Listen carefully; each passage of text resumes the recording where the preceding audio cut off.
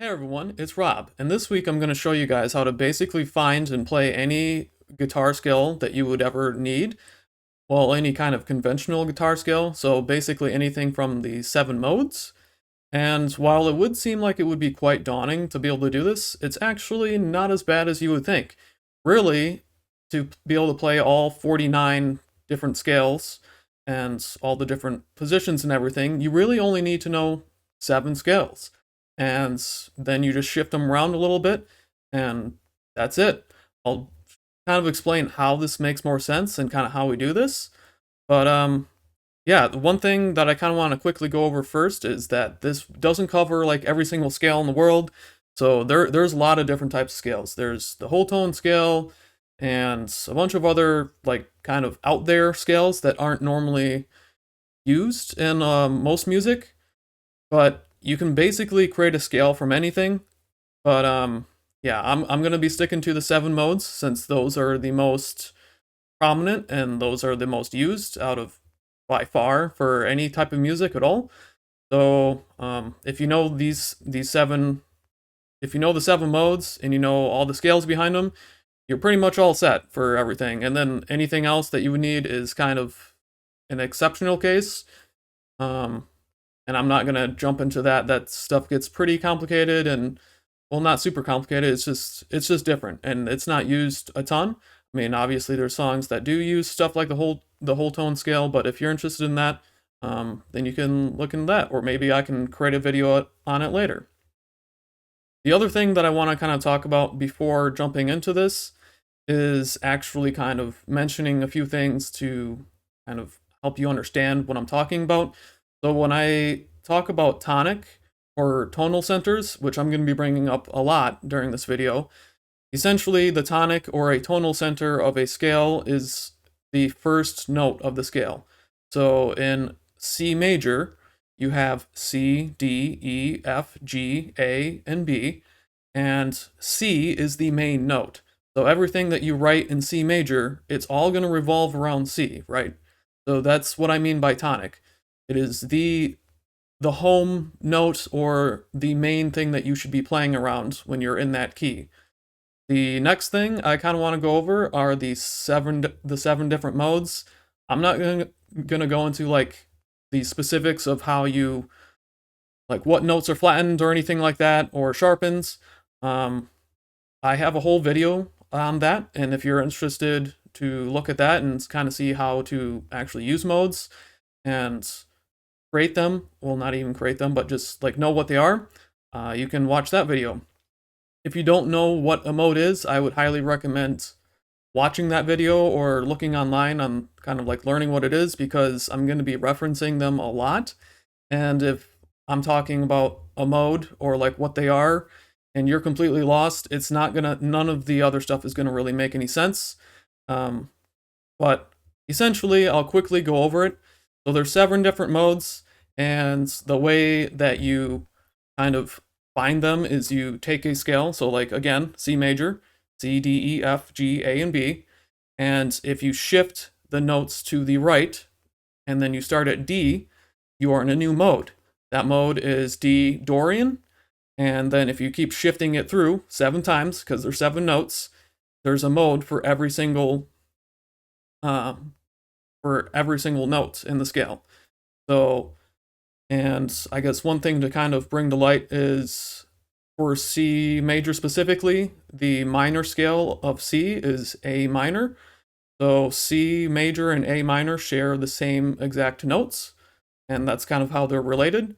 It's the relative minor, but yeah, other than that, I'm not going to go through too much more than that. I'll just quickly name off the different mode names. So first we have Ionian, which is major. Then we have Dorian, Phrygian, Lydian, Mixolydian, Aeolian, which is also called the natural minor scale. And then finally we have Locrian.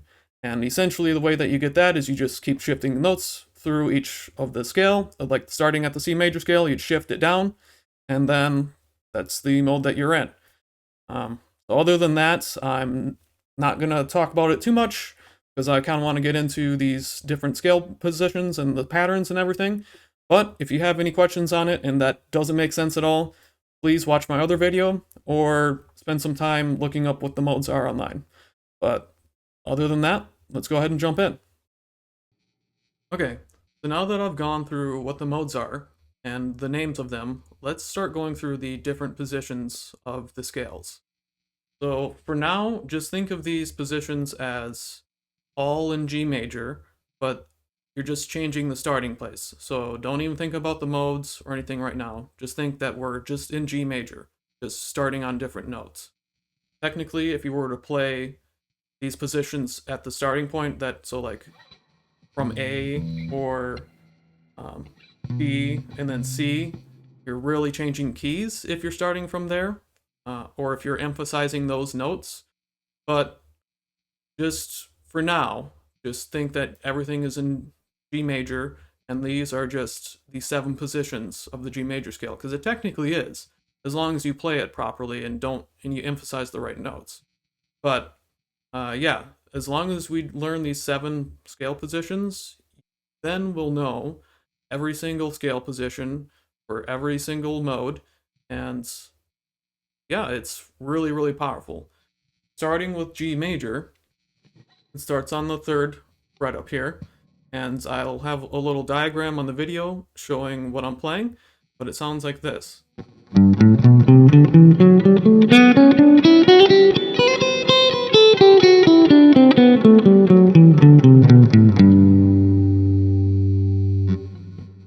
Okay, so that's the first position. So if you memorize that, we can move on to the next position, which is the 2nd position, and it starts on A. So again, starting on A, technically if you were to play this just as is, you would be changing keys, because your tonic is no longer on G, but it's on A. However, when you would play this, you would have to memorize what note G is, and it's actually right here. So as long as you played all the notes and you ended up resolving on G or anything that sounds like it's G major, you're fine. But again, let's just memorize the actual scale positions and just assume everything is just G major, and it is just the 2nd position of G major. So the next scale position is like this.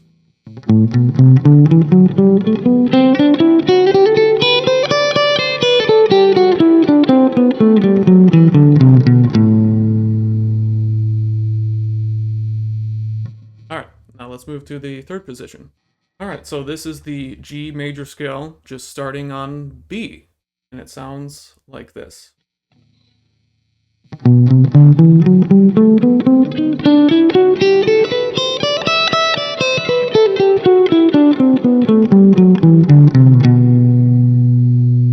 The next scale position is, again, the G major scale, but starting from C.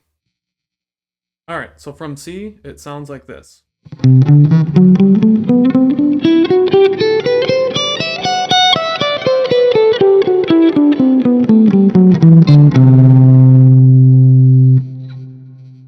And then next, obviously, is D. That sounds like this.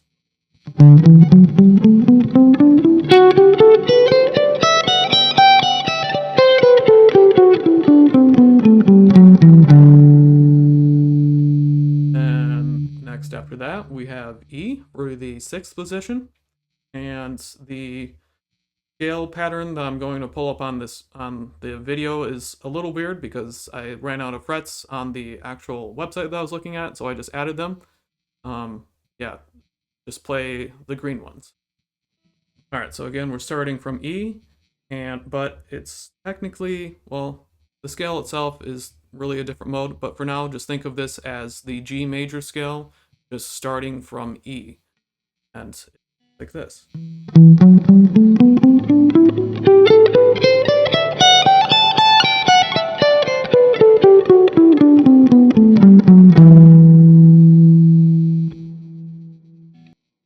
So the 7th and final position is the G major scale, but starting on F sharp. That's the way that we're going to look at it for right now.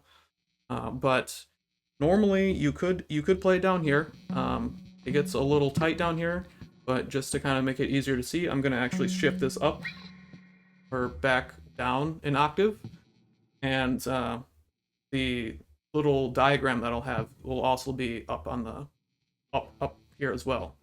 But so starting on F sharp, it sounds like this.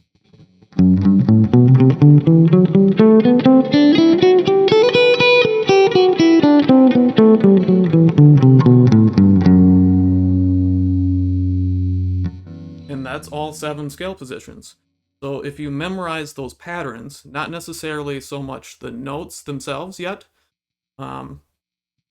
but just the patterns themselves, you will know every single pattern and position for every single mode, like any of the modes. So it's pretty cool.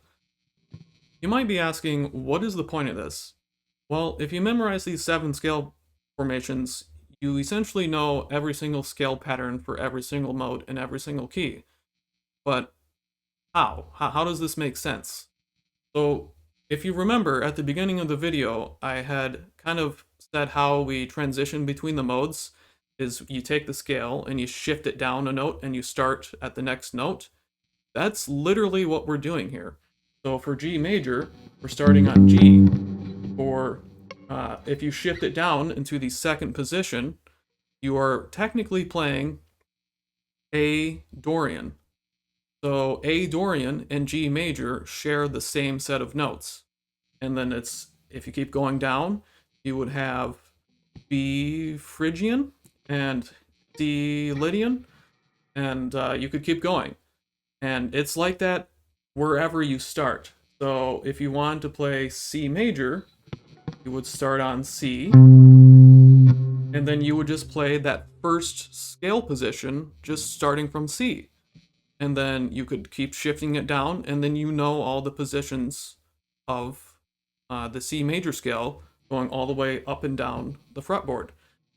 Now, the thing that you have to be careful with in doing this is when you shift down to the next position, the starting note changes really the key. So what you do instead to stay in key is you just emphasize the notes in the scale that correlate with whatever your key is. So when you shift from G to A, you're moving G down here. So you always kind of want to end or resolve around on G or anything that sounds G majorish. If you end on A, it's gonna sound weird and it's gonna sound out of key because it is. It's A Dorian. It is technically a different key. That's kind of like the only caveat here.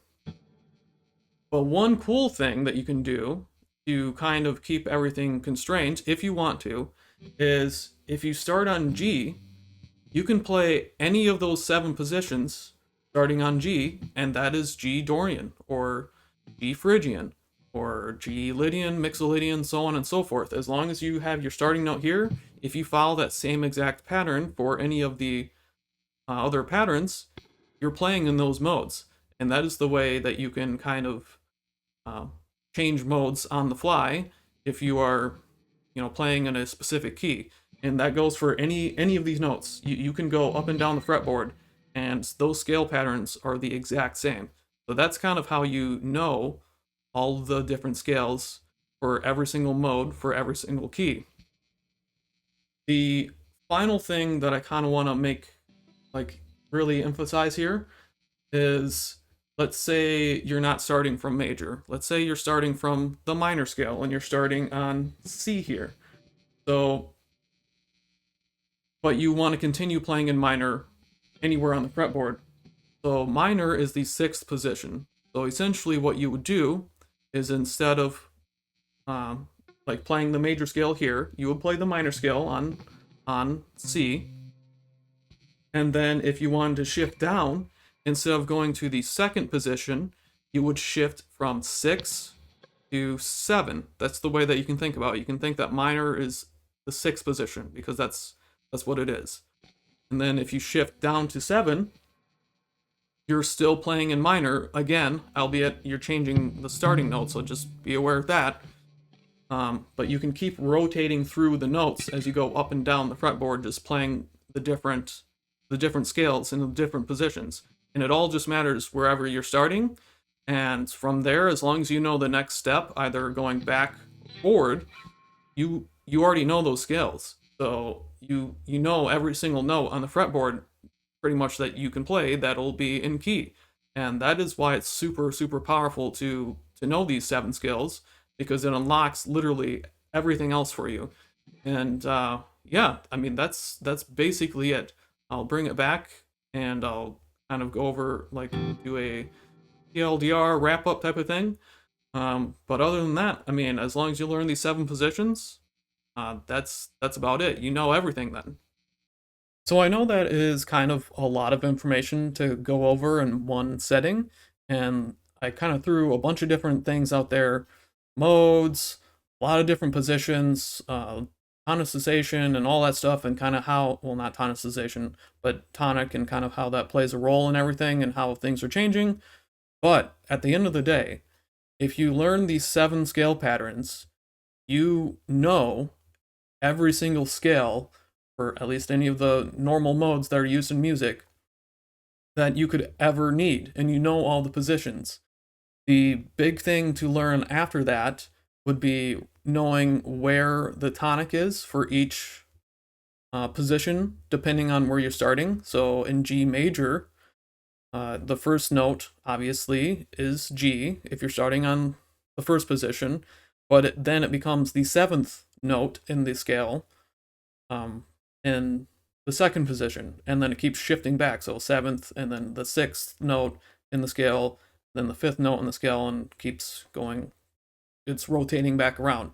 So the biggest thing after that would be memorizing those positions, and then when you're playing, you can shift through all those different positions, and then as long as you're resolving the notes and playing in key or playing around G major, then you're fine. That's about it. I mean, the reason why it's super powerful is because it's really great for improvising, which I'm not super good at because I don't quite know the fretboard that well yet to just be able to like noodle around every single thing.